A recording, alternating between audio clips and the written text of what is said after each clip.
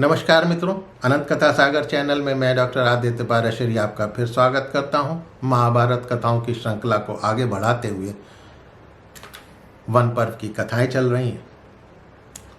तो जैसा कि पिछले एपिसोड में मैंने आपको बताया कि दुर्योधन ने अपने आमरण अनशन का विचार त्याग दिया था और हस्तिनापुर पहुंच गए। अब जब हस्तिनापुर पहुंच गए तो भीष्म, द्रोणाचार्य, कृपाचार्य इत्यादियों को जब पता लगा तो भीष्म बोले कि भाई तुम्हारे वन जाते समय मुझे अच्छा नहीं लगा था और वहाँ जाकर तुमने जो कुकर्म किया वो भी अच्छा नहीं लगा। तुम्हें शत्रुओं ने बंदी बना लिया और धर्मज्ञ पांडवों ने तुम्हें छुड़ाया। तुम्हें लज्जा नहीं आती, तुम्हें शर्म बिल्कुल नहीं आती है। सेना सहित तुम्हारे सामने ही कर्ण जो है गंधर्वों से भयभीत होकर दुम दबाकर युद्ध भूमि से भाग निकला। तो जब सेना सहित तुम सब चीख रहे थे तो पांडवों ने जो पराक्रम दिखाया वो तो तुमने प्रत्यक्ष देखा है। उस समय खोटी बुद्धि वाले कर्ण का पराक्रम भी तुमसे छुपा नहीं था कि इसने तुम क्या करा। वो तो पांडवों की अपेक्षा चौथाई भी योग्यता नहीं रखता है। अच्छा होगा कि तुम पांडवों से संधि कर लो। ये सुनकर दुर्योधन हंसकर भीष्म की अवहेलना कर शकुनी और अन्य भाइयों के साथ वहां से चला गया।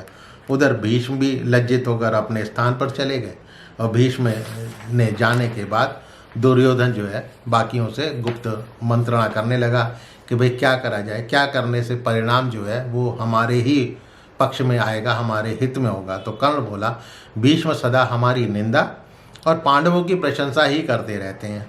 वो तुम्हारे प्रति देश होने के कारण मुझसे भी देश रखते हैं। भीष्म ने जो कहा है वो मैं सहन नहीं कर सकता। तुम मुझे सेना, सेवक तथा सारथियों सहित दिग्विजय करने की आज्ञा दो।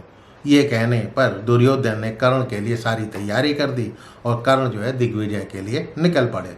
तो सबसे पहले जाकर उन्होंने द्रुपद को जीता, ठीक है, जिनकी द्रौपदी थी, और कर के रूप में उनसे बहुत सा धन वसूल किया। फिर उत्तर दिशा के नरेशों को जीता, नेपाल नरेश पर भी विजय प्राप्त करी। फिर पूर्व की ओर अंग, बंग, कलिंग, शुंडिक, मिथिला, मगध और कर्क खंड पर विजय प्राप्त की। दक्षिण दिशा में रुक्मी के साथ उन्होंने भयंकर युद्ध किया। चारों दिशाओं में विजय प्राप्त कर सोना, चांदी तथा अन्य रतन धन आदि लेकर वो हस्तिनापुर को लौट आए। दुर्योधन ने उसका स्वागत किया और कर्ण की दिग्विजय की चारों तरफ घोषणा करा दी। कुछ लोग तो कर्ण की प्रशंसा करते थे, कुछ निंदा करते थे और कुछ मौन थे। तब से शकुनी यही सोचने लगे कि बस अब तो पांडव युद्ध में परास्त हो ही जाएंगे। तब कर्ण और पुरोहित की सलाह से दुर्योधन ने राजसूय यज्ञ करने की तैयारी करनी शुरू कर दी। जब दूतों ने पांडवों के पास जाकर कहा कि भाई दुर्योधन जो है राजसूय यज्ञ कर रहे हैं और आप लोगों को निमंत्रण भेजा है, तब युधिष्ठिर बोले, ठीक है, अच्छी बात है कि दुर्योधन जो है यज्ञ के करने के बहाने चलो भगवान को तो याद कर रहे हैं।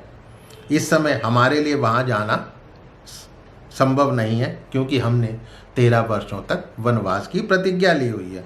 तो युधिष्ठिर की बात सुनकर भीम बोले, दूत तुम राजा दुर्योधन से कहना कि हम 13 वर्ष बीतने पर वहाँ पर पधारेंगे। तब रण यज्ञ में अस्त्र शस्त्र द्वारा प्रज्वलित रोषाग्नि यानी क्रोध की अग्नि में तुम्हारी आहुति देंगे। दूत ने लौटकर ये सब जो दुर्योधन को बता दिया।